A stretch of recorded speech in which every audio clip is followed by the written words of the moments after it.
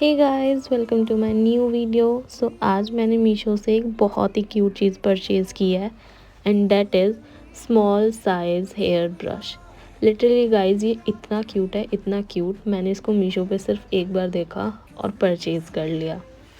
और इसका golden colour, wow amazing, इतना रिच वाइब देता है कि देख के ही प्यार हो जाए। और सच में इतना अफोर्डेबल और easy to carry, travel friendly. आप इसको पर्स में इजीली कैरी कर सकते हो और डिटैंगल करने के लिए इसका ब्रश भी बहुत ही स्मूथ है। 100% यू कैन बाय।